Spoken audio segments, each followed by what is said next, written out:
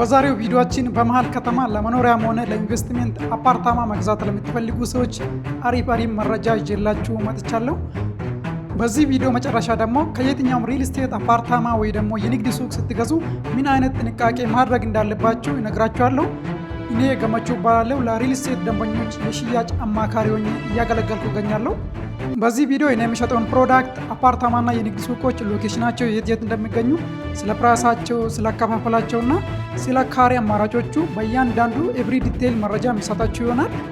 እናንተም ደግሞ ወደፊት ከየትኛው ሪል ስቴት አፓርታማ ወይ ደግሞ የንግድ ሱቅ ስትገዙ በስሜት ሳይሆን በእውቀት እንድትወስኑ፣ ከየትኛው ሪል ስቴት ቤት ስትገዙ የሪል ስቴቶቹን ታማኝነት እንዴት ማጣራት እንዳለባችሁ በዚህ ቪዲዮ መጨረሻ እነግራችኋለሁ። እስከ ቪዲዮ መጨረሻ ተከታተሉን። ይህንን ማወቃችሁ ደግሞ የተሳሳተ ውሳኔ እንዳትወስኑ ያግዛችኋል ማለት ነው። ወደ ሙሉ ቪዲዮ እናልፋለን።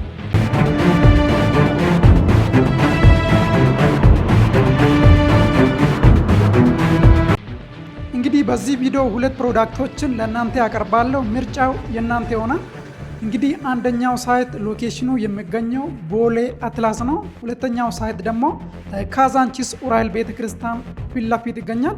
ስለነዚህ ፕሮዳክቶች ስለ ሎኬሽናቸው፣ ስለ ፕራይሳቸው፣ የካሬ አማራጮችና ስላላቸው አሙኒቲዎች በእያንዳንዱ ኤቭሪ ዲቴይል መረጃ ያሰጣችኋለሁ ማለት ነው።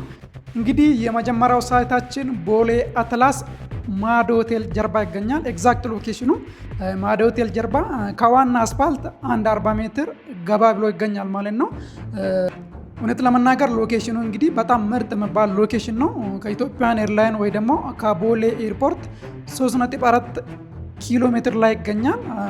ከቦሌ ቅርብ ርቀት መሆኑ ወደፊት ለኢንቨስትመንት ለምትፈልጉ ሰዎች ስፔሻሊ አሪፍ ዋጋ ያወጣላቸዋል። ለክራይም ደግሞ ቢሆን እዛ አካባቢ ላይ ቤት የሚከራየው በዶላር ነው። የክራይ ዋጋ በዶላር $2500 ነው እዛ አካባቢ ላይ። በሳይቱ ዙሪያ የሚገኙ ቤቶችም እንግዲህ አፓርታማዎች፣ ገስት ሃውሶች እና ሆቴሎች ናቸው። ቦሌ ስለሆነ የሚኖሩበትም ሰዎች ሃይ ስታንዳርድ ላይ ያሉ ሰዎች፣ ዲያስፖራዎች እና ዲፕሎማት ኮሚኒቲዎች ናቸው እዛ አካባቢ የሚኖሩ። እዚህ ሳይት ላይ እንግዲህ ያሉ ካሬ አማራጮች ባለ 1 መኝታ 80 ካሬ ነው። ባለ 2 መኝታ 110 ካሬ፣ 115 እና 125 ካሬ፣ ባለ 3 መኝታ ደግሞ 160 እና 165 ካሬ የካሬ አማራጮች እዚህ ሳይት ላይ ይገኛሉ። በተጨማሪም ደግሞ እነዚህ ቤቶች በእያንዳንዳቸው ስቶር እና ተጨማሪ ሰራተኛ ክፍል አላቸው። ስለዚህ ባለ 1 መኝታው ባለ 2 መኝታ ሊባል ይችላል። ምክንያቱም ተጨማሪ ሰራተኛ ክፍሉ ራሱ 1 መኝታ ሊሆን የሚችል ስፋት አለው ማለት ነው።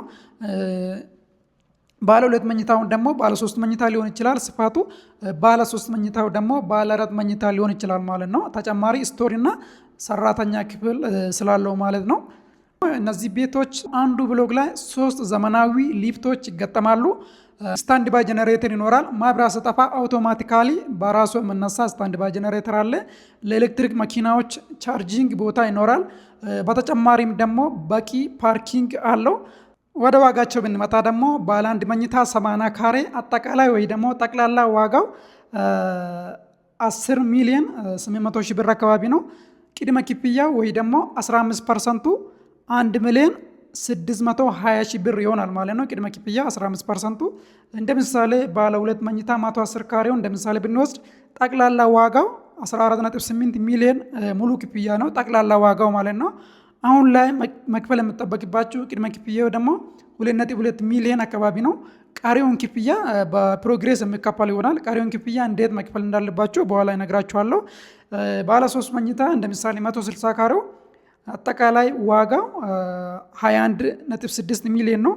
ቅድመ ክፍያው ደግሞ 3.2 ሚሊዮን ቅድመ ክፍያ ይሆናል ማለት ነው። እንግዲህ ከሎኬሽኑ አንጻር ስታይ ሌሎች ሪል ስቴቶችም ከሚሸጡበት ዋጋ አንጻር ስናይ አሪፍ የሚባል ዋጋ ነው። እንዳትረሱ፣ ሎኬሽኑ ቦሌ አትላስ ማዶ ሆቴል ጀርባ ነው። አሪፍ የሚባል ፕራይም ሎኬሽን ላይ ስለሆነ ከሎኬሽኑ አንጻር ወደፊት ስታከራዩ በዶላር ከምታገኙት ገቢ አንጻር ስታይ አሪፍ ዋጋ ነው ማለት ነው። ይህ ዋጋ አሁን ላይ 15% ቅድመ ክፍያ ብቻ ከፍላችሁ አግሪሜንት መውሰድ ይቻላል። ቀሪውን በረጅም ጊዜ አከፋፈል ከፍላችሁ ትጨርሳላችሁ ማለት ነው። ወደ ሁለተኛው ሳይታችን ስንመጣ ደግሞ ሁለተኛው ሳይታችን ካዛንቺስ ኡራኤል ቤተክርስቲያን ፊት ለፊት ይገኛል። ይሄኛው ሳይታችንም አስፋልት ዳር ነው። ለመኖሪያም ለኢንቨስትመንት በጣም ምቹ የሆነ ሳይት ነው ማለት ነው። እዚህ ሳይት ላይ የሚገኙ የካሬ አማራጮች ደግሞ ስቱዲዮ 55 ካሬ አለ፣ ባለ 1 መኝታ 80 ካሬ፣ ባለ 2 መኝታ 125 ካሬ፣ ባለ 3 መኝታ ደግሞ 156 ካሬ የካሬ አማራጮች ይገኛሉ። ይህንን ሳይት ልዩ የሚያደርገው አንዱ ሎኬሽኑ ነው። ሁለተኛው ደግሞ ስቱዲዮ መኖሩ ነው። እንግዲህ 55 ካሬ ስቱዲዮ አለ እዚህ ሳይት ላይ። ከስቱዲዮ ጀምሮ ሁሉም ቤቶቻችን እንግዲህ ስቶር ወይ ደግሞ የሰራተኛ ክፍል አላቸው። ይሄኛው በጣም አሪፍ አማራጭ ነው።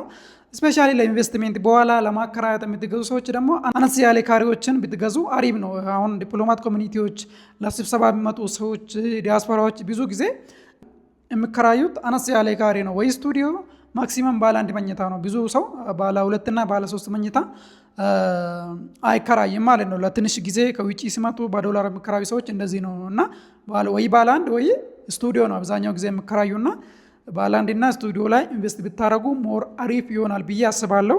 የዚህ ሳይት ዋጋ ደግሞ 55 ካሬ ሙሉ ክፍያው ስቱዲዮ ማለት ነው 6.3 ሚሊዮን ሙሉ ክፍያ ነው። ቅድመ ክፍያ ደግሞ 948 ሺህ ብር ቅድመ ክፍያ ይሆናል ማለት ነው 15%። ባለ 1 መኝታ 80 ካሬ ሙሉ ክፍያው 9.6 ሚሊዮን ሙሉ ክፍያ ነው። ቅድመ ክፍያው ደግሞ 1.4 ሚሊዮን ይሆናል ማለት ነው 15%።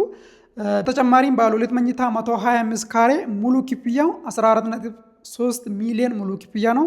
ቅድመ ክፍያው ደግሞ 2.1 ሚሊዮን ቅድመ ክፍያ ይሆናል ማለት ነው። ባለ 3 መኝታ 156 ካሬው ደግሞ ሙሉ ክፍያው 18.7 ሚሊዮን ሙሉ ክፍያ ነው።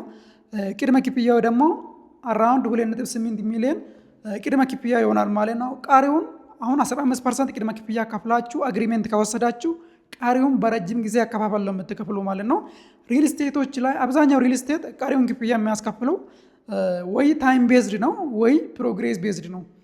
ወይ የግንባታው ፕሮግሬስ ላይ ዲፔንድ የሆነ ውል ይሆናል። ሁለተኛው ደግሞ በጊዜ ሂደት ይሆናል። ለምሳሌ በየ4 ወሩ ከተባለ ቃሪውን ክፍያ 10% የሚሆን 5% የሚሆን ታይም ቤዝድ ከሆነ ለምሳሌ በየ3 ወሩ ከተባለ በየ3 ወሩ ትከፍላላችሁ ማለት ነው። ይሄኛውን ውል ለየት የሚያደርገው ግን ቦዝ ታይም ቤዝድ እና ፕሮግሬስ ቤዝድ ነው።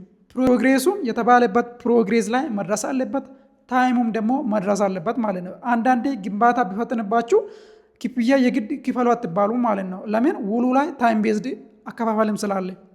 ይሄንን ፕሮዳክት ለየት የሚያደርገው እንግዲህ ፍሪ ስካሌሽን ነው።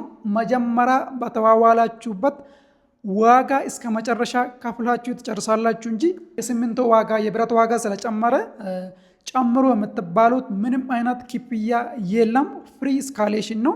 ኢንፍሌሽን አይነካችሁም ማለት ነው። ይሄኛው ለየት ያደርጋል ይሄንን ውል። ሁለተኛው ደግሞ ይህ ድርጅት ያዝሚን ጀማል ኮንስትራክሽን ተብሎ ለረጅም ዓመታት ኢትዮጵያ ውስጥ የኮንስትራክሽን ስራዎችን ሲሰራ የቆየ ነው። ሪል ስቴት ብቻ አይደለም፣ የኮንስትራክሽን ስራም ስለሚሰራ የኮንስትራክሽን ካምፓኒም ስለሆነ ለሌሎች ሪል ስቴቶች፣ ለጊብት ሪል ስቴት፣ ለአያት ሪል ስቴት፣ ለኢስት አፍሪካን ሆልዲንግ፣ ለተለያዩ ሪል ስቴቶች የኮንስትራክሽን ስራን ሲሰራ የቆየ ድርጅት ነው። በኮንስትራክሽን ስራ ዘርፉ አሁን ላይ 18 አክቲቭ ሳይቶችን እየገነባ ይገኛል ይህ ድርጅት ማለት ነው። የራሱን ሪል ስቴት ብቻ ሳይሆን ለሌሎችም ሪል ስቴቶች የኮንስትራክሽን ስራ እየሰራ ይገኛል። በተጨማሪም ደግሞ ሪል ስቴቱና የኮንስትራክሽን ድርጅቱ የቻይና ካምፓኒ ነው። የቻይና መሆኑ ደግሞ ፍጥነት ላይ ፈጣን ግንባታ እንደሚገነቡ ይታወቃል። እንግዲህ ስለዚህ በዚህም አድቫንቴጅ ታገኛላችሁ። እዚህ ሪል ስቴት ላይ ኢንቨስት እንድታረጉ አበረታታችኋለሁ። እዚህ በምታዩ ስልክ ቁጥር ወደ ሽያጭ ቢሮ መደወል ትችላላችሁ። በዋትስአፕ፣ በቴሌግራም፣ በኢሞ ኮንታክት ማድረግ ትችላላችሁ። ስፔሻሊ ውጭ ሀገር ያላችሁ ዲያስፖራዎች ይህ ለእናንተ አሪፍ እድል ነው። ቅድመ ክፍያ 15% ብቻ ከፍላችሁ ቀሪውን በረጅም ጊዜ አከፋፈል የምትጨርሱ ይሆናል ማለት ነው። የካዛንቺሱ ሳይት ላይ ሱቆችም ይኖራሉ። ከ15 ካሬ ጀምሮ የተለያዩ ካሬ አማራጮች ሱቆችም ይኖራሉ። ሚክስድ ዩዝድ አፓርታማ ነው ማለት ነው። የቦሌ አትላሱ ሚክስድ ዩዝድ አፓርታማ አይደለም፣ ሬዚደንሻል ብቻ ነው። በዚህ ቪዲዮ መጀመሪያ ላይ ቃል እንደገባሁላችሁ ከየትኛውም ሪል ስቴት አፓርታማ ወይ ደግሞ የንግድ ሱቅ ስትገዙ ምን አይነት ጥንቃቄዎችን ማድረግ እንዳለባችሁ እነግራችኋለሁ። እንግዲህ የመጀመሪያው የድርጅቱን ባክግራውንድ ማጥናት ነው። ከዚህ በፊት ያጠናቀቀ ሳይት አለው ሆይ? ከዚህ በፊት ጨርሶ ያስረከበ ሳይት አለው ወይ? ከዚህ በፊት ያስረከበውን ሳይትም በምን ያህል ጊዜ እንዳስረከበ፣ ምን ያህል ታማኝ እንደሆነ ኤቭሪ ዲቴል ማጣራት አለባችሁ። ሁለተኛው ደግሞ ውል በደንብ ማንበብ አለባችሁ። ከየትኛውም ሪል ስቴት አፓርታማ ስትገዙ፣ የንግድ ሱቅም ስትገዙ የድርጅቱን ውል ወይ ደግሞ የምትፈርሙትን አግሪመንት ካነበባችሁ ከተረዳችሁ በኋላ መፈረም አለባችሁ እንጂ እንኩ ፈርሙ ስለተባላችሁ ብቻ ውል መፈረም የለባችሁም። ውሉ ላይ ያሉ ጥቃቅን ነገሮች ለእናንተ ጥሩ ላይሆኑ ይችላሉ። ስለዚህ ጥያቄ የሆነባችሁ ነገር ካለ መጠየቅ ስላለባችሁ ውሉ ላይ ያለውን ኤቭሪ ተርምስ እንደ ኮንዲሽንስ ማንበብ አለባችሁ። ይሄኛው ምንም አይተኬ የሆነ ነገር ነው። ውል ማንበብ በጣም በጣም አስፈላጊ ነው። ለሪል ስቴት ብቻ ሳይሆን የትኛውም አይነት ዲል ስታደርጉ አግሪመንት ማንበብ፣ ውል ማንበብ በጣም በጣም አስፈላጊ ነው። ሶስተኛው ደግሞ አባሪ ዶክሜንቶችን ቼክ ማድረግ አለባችሁ። ድርጅቱ ከውሉ ጋር የንግድ ፍቃድ፣ ግንባታ ፍቃድ እና የመሬቱ አጠቃላይ ካርታ ወይ ደግሞ ማዘር ካርታ መባለውን ከውሉ ጋር መስጠት አለበት። በተጨማሪም ደግሞ የሚገነባበት መሬት ከባንክ ዕዳ ነፃ መሆኑን በሪል ስቴቱ እውንድ መሆኑና ካርታው በሪል ስቴቱ እጅ እንዳለ፣ ኦሪጂናል ካርታው በሪል ስቴቱ እጅ እንዳለ ቼክ ማድረግ አለባችሁ። ገመቹ ነኝ፣ የእናንተው የሽያጭ አማካሪ።